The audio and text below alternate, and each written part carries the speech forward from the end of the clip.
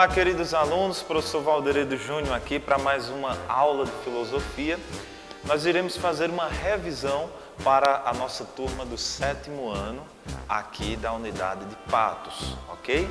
Lembrando que nós vamos revisar o último assunto que nós estávamos vendo dentro de sala de aula, que é justamente o grande contraponto entre Platão e o seu melhor aluno, o Aristóteles, né? Nós vamos trabalhar um pouquinho aqui com vocês do 7º ano a metafísica platônica e a metafísica aristotélica, aonde há um ponto de, digamos assim, de convergência, né?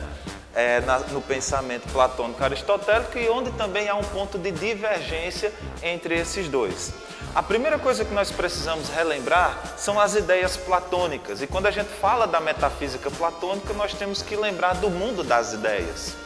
Segundo Platão, né, é necessário que entendamos que existe um mundo inteligível, um mundo perfeito, um mundo imutável. E também existe um mundo mutável, um mundo sensível e um mundo imperfeito, tá? Detalhe interessante, não confunda, as coisas não são 6 mundos, são 2 mundos, porém eles possuem características. Então, mais uma vez, Platão entende que a nossa realidade ela está dividida nesses 2 mundos. Um mundo, ele é perfeito e imutável. Esse mundo Platão chama de mundo inteligível, ou mundo das formas perfeitas. O segundo mundo que Platão entende que existe é o chamado mundo sensível. Esse mundo sensível é o oposto daquele primeiro. Esse mundo sensível ele é imperfeito e ele é mutável, ou seja, ele muda constantemente. Vocês devem lembrar que nós falamos na aula, né, aprofundamos sobre a dicotomia do ser, segundo Platão. Platão vai dizer que o ser ele é composto de alma e corpo, e tudo isso tem a ver com esses 2 mundos. A alma seria a parte que que compõe esse mundo inteligível, esse mundo imortal, e o corpo é aquele que compõe o mundo sensível, ou seja, mutável e mortal. Por isso que Platão defende a ideia da imortalidade da alma e compreende Platão que alma e corpo compõem um ser. Porém, quando esse ser ele morre, o que morre de fato é o seu corpo, é aquilo que é sensível, aquilo que é mutável, aquilo que é imperfeito. Porém, a sua alma, que é perfeita, imutável e eterna, essa permanece viva. Diz Platão, permanece as ideias vivas. Como é que Platão formula esse seu pensamento do chamado mundo das ideias? Ele vai basear seu pensamento em Empédocles, né? O Parmênides, filósofo pré-socrático, que vai dizer que nada muda e a mudança é uma ilusão. De um lado temos Parmênides dizendo que nada muda, do outro lado nós temos Heráclito, que vai dizer que tudo está em constante mudança, ou seja, tudo flui, pensaria Heráclito. Parmênides e Heráclito vão ser utilizados como base para esse pensamento platônico. Lógico que, além disso, né, nós vamos ter outros pensadores que influenciaram a Platão na sua ideia metafísica. Nós vamos ter, por exemplo, os pitagóricos, né? Nós vamos ter também o próprio mestre de Platão, que foi nada mais, nada menos do que Sócrates. Esse pensamento platônico nós podemos compreender da seguinte maneira, veja só. Os seres eles são formados por 2 dimensões. Essas 2 dimensões, como eu falei anteriormente, são esses 2 mundos, inteligível, perfeito e sensível, imperfeito. Essas 2 dimensões, a primeira dimensão, né, uma delas seria a física que compreende as coisas materiais e sensíveis, portanto, imutáveis. Ok? A primeira dimensão das coisas que existe, e aí imagine tudo o que existe, tá? Imagine, por exemplo, uma garrafa de água, imagine, por exemplo, esse passador de slide. Pensaria Platão, se ele estivesse vivo em nossos dias, existe esse passador de slide enquanto um passador na dimensão física, como também existe na dimensão essencial. Ou seja, vamos pensar agora no ser humano, para melhor ficar exemplificado. Platão vai dizer que o ser humano ele tem duas dimensões. A dimensão que é mutável é a chamada dimensão física, que, como a gente falou, pertence ao mundo sensível, logo ela muda constantemente. Isso é o que Platão vai utilizar do pensamento de Heráclito, o pré-socrático, que vai dizer que tudo muda, certo? A segunda dimensão das coisas, dos seres, é justamente a dimensão que a gente chama de essencial, ou seja, a essência das coisas, que constitui naquilo que é o quê? Imutável e que só é compreendido pela racionalidade humana. Aí nós podemos colocar a parte da alma de um ser humano, nós podemos colocar a forma que nós entendemos de todos os objetos que existem.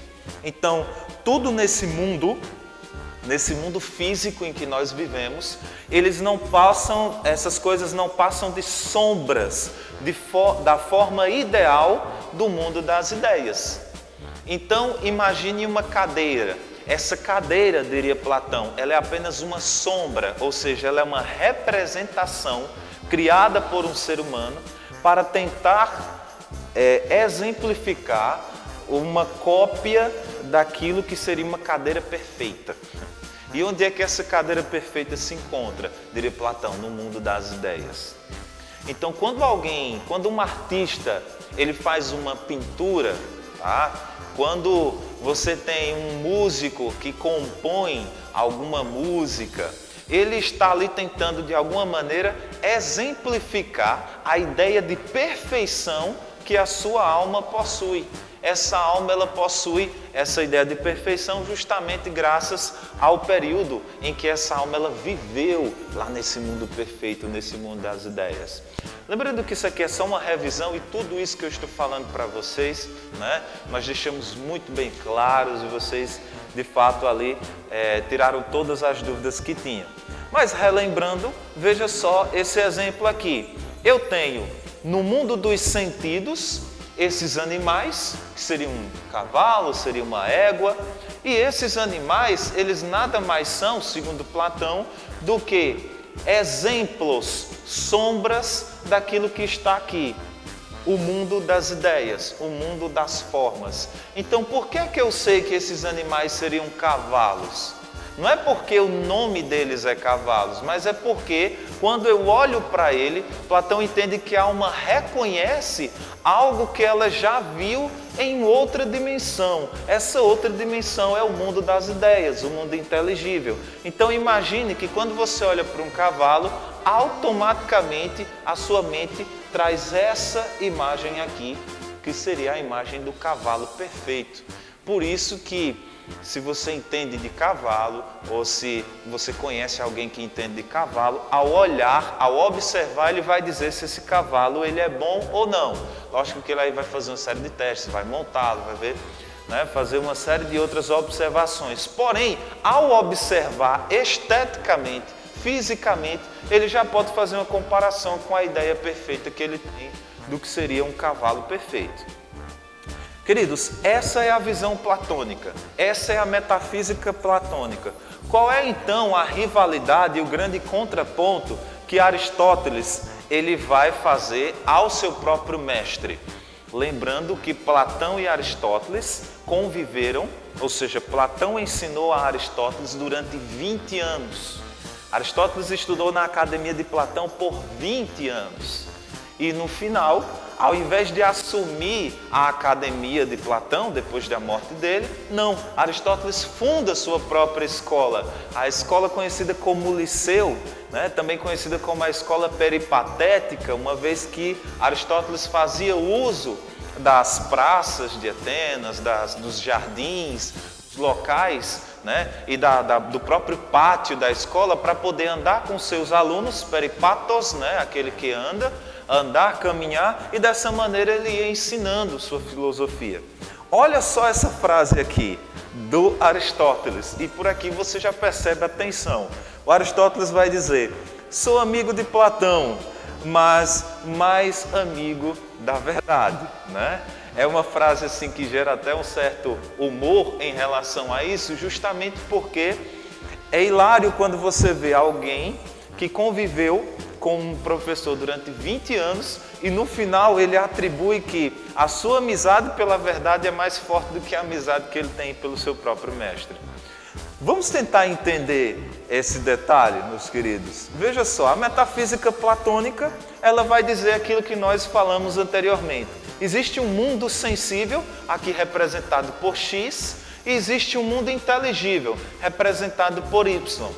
Lembrando que o mundo X é sensível, é aquele mundo imperfeito e mutável, e o mundo Y, que é o mundo inteligível, que é o mundo perfeito, certo? E eterno. Pois bem, Platão diz que existem esses dois mundos. Aristóteles, na sua metafísica, vai ter uma compreensão da seguinte maneira. Ele diz, beleza, se nós temos o mundo X, que seria o mundo sensível, e o mundo Y, que seria o mundo inteligível, existe uma necessidade, então, que haja o mundo Z.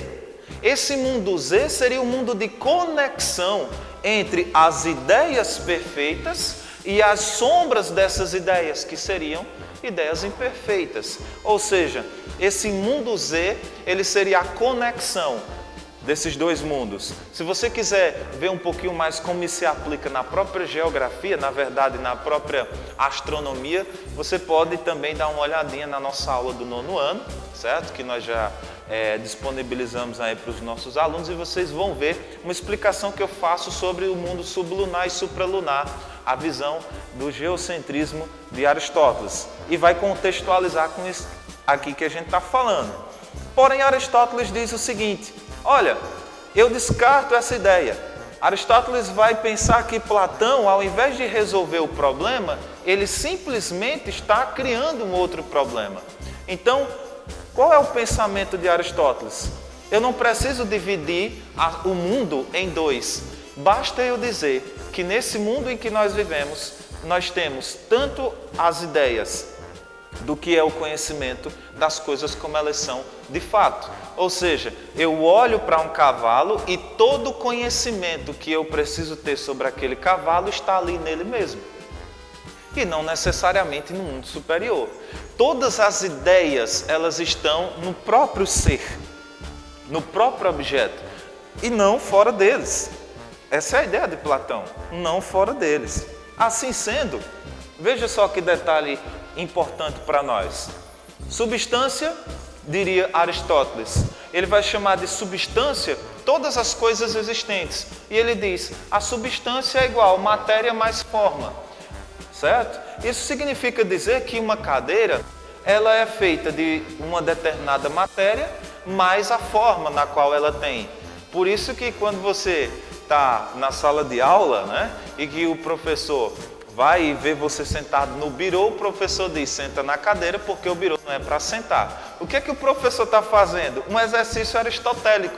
Ele está dizendo, olha, a matéria da cadeira é a mesma do birô, e vice-versa. Porém, a forma é diferente. Então, logicamente, você tem que dar a finalidade correta para o objeto, né?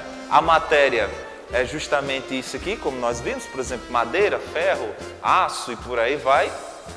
E a forma, veja, a diferença da matéria, não há diferença de matéria nesses objetos, porém há uma diferença de forma.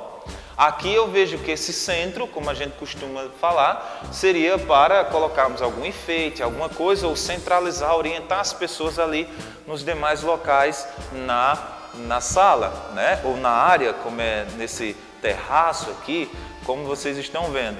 E ao mesmo tempo, nós temos outras cadeiras aqui, né? Que elas vão ter um formato diferente. E aí você olha e você já identifica que esse local, ou esse objeto, na verdade, essa mobília, ela tem uma finalidade de você sentar, certo? Dito isto, gente, olha só, Aristóteles também vai trabalhar com a ideia de essência e acidente. Veja essas duas crianças aqui. Elas essencialmente são seres humanos, são crianças, porém, acidentalmente, elas têm cores diferentes. Agora, detalhe, viu? O termo acidente para Aristóteles não está se referindo a uma coisa positiva ou negativa. Não entenda que a diferença de cores entre as crianças seriam algo desastroso. Não é isso. O acidente que Aristóteles está dizendo é apenas uma característica. Seria o mesmo do que eu ter duas cadeiras, uma cadeira amarela e uma cadeira vermelha. Essas cadeiras, elas essencialmente são a mesma coisa, cadeiras. Porém, acidentalmente, ou seja, elas possuem um acidente, uma característica que diferencia elas, que nada mais é do que a própria cor. Da mesma forma, esse triângulo, se eu tivesse um outro triângulo aqui, esse outro triângulo seria branco, enquanto eu tenho outro azul. Essencialmente são a mesma coisa, acidentalmente eles têm cores diferentes, certo? O outro princípio da metafísica aristotélica é a ideia de ato e de potência. Diz Aristóteles, potência é a possibilidade de ser. Isso significa que essa semente, ela tem potência para se tornar uma árvore. Essa árvore, ela pode dar frutos e ser uma macieira, ou então você pode transformar a árvore em uma mesa de madeira ou em parte de uma casa. A semente é semente em ato, mas porém ela é potencialmente qualquer uma dessas outras possibilidades aqui. Da mesma forma, você quer fazer, por exemplo, o curso de Direito, você é potencialmente um advogado, porém não é ainda em ato. Depois, se você fizer o curso, fizer a OAB e que você abrir o seu escritório para advogar ou trabalhar com outra pessoa, você deixa de ser um advogado em potência e passa a ser um advogado em ato, certo? E aqui, para a gente finalizar, o terceiro tópico, que é a necessidade e contingência. É uma explicação, né, relacionada àquele primeiro argumento. Por exemplo, o Zico aqui, ele é necessariamente um ser humano e por contingência ele é jogador do Flamengo. Ele poderia ter sido jogador do Corinthians, por exemplo, né? Os flamenguistas agora devem estar um arara, ou palmeirense, mas enfim, Zico, ele é necessariamente um ser humano, porém contingencialmente ou acidentalmente ele é o jogador flamenguista. Esses são os dois pontos, as diferenças que a gente precisava estabelecer entre a filosofia platônica e a filosofia aristotélica. Ok? Nós deixaremos lá na parte do aluno, no site de vocês, no site da escola, na parte de vocês lá do aluno, a possibilidade de vocês consultarem e verem atividades na qual eu estou deixando o link lá para vocês. Até a próxima e um forte abraço.